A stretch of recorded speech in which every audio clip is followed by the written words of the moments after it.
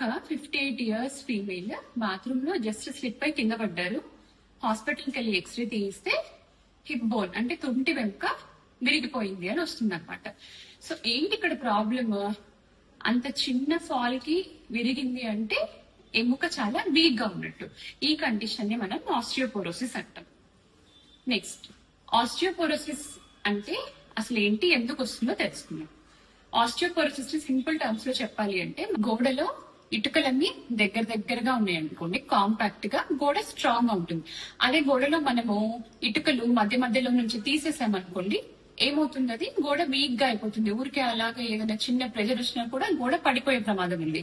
Same అదే విధంగానే ఎముకలు అట్లాగా ఖాళీగా తయారయ్యాయి అంటే మటుకు మెత్తబడిపోతాయి. చిన్న కింద పడ్డా కూడా ఎముక విరిగిపోతుంది అనమాట.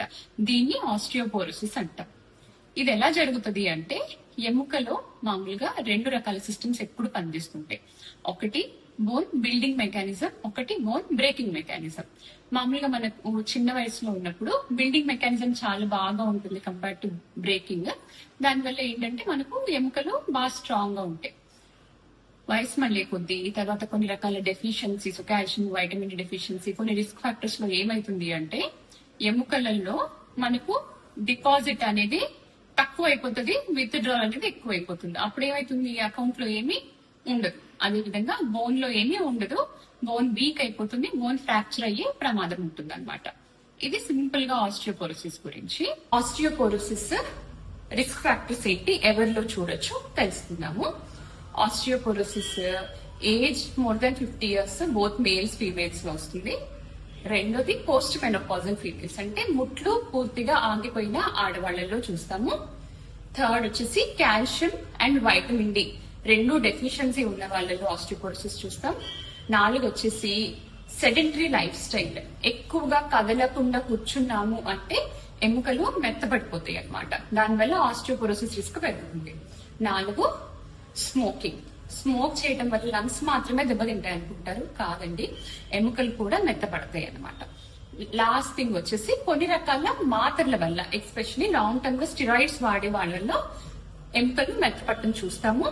కొన్ని రకాల డిసీజెస్ అన్నమాట, ఆర్థరైటిస్ అంటే కీళ్లవాతం ఉన్న వాళ్ళలో, ఆటో ఇమ్యూన్ జబ్బులు ఉన్న వాళ్ళలో, kidney problems, chronic kidney disease, dialysis dependent ఉన్న వాళ్ళలో, థైరాయిడ్ డిజార్డర్స్ ఉన్న వాళ్ళలో కూడా త్వరగా ఎముక మెత్తబడే ప్రమాదం ఉంటుంది అనమాట. ఆస్టియోపోరోసిస్ ఉంటే ఏం సింటమ్స్ ఉండొచ్చు? ఆస్టియోపోరోసిస్ అనేది చాలా సైలెంట్ డిసీజ్ అనమాట. చాలా సార్లు ఎముక విరిగేదాకా వాళ్ళకి అసలు నొప్పులు కానీ అలాంటివి ఏమీ కనిపించవు.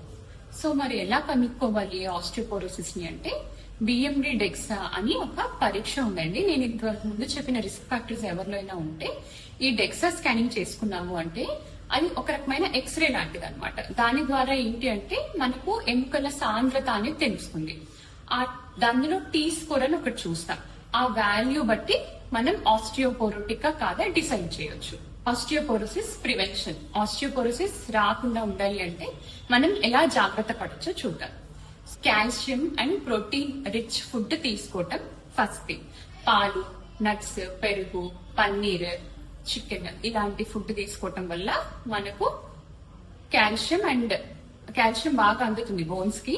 తర్వాత vitamin D supplements, vitamin D levels check చేసుకుంటూ, ఈ మధ్య కాలంలో ఆల్మోస్ట్ చాలా వరకు వైటమిన్ డి డెఫిషియన్సీ ఉంటుంది కాబట్టి వైటమిన్ డి డెఫిషియన్సీ చెక్ చేసుకొని రిలవెంట్ గా వైటమిన్ డి సప్లిమెంట్స్ వాడుకోవటం.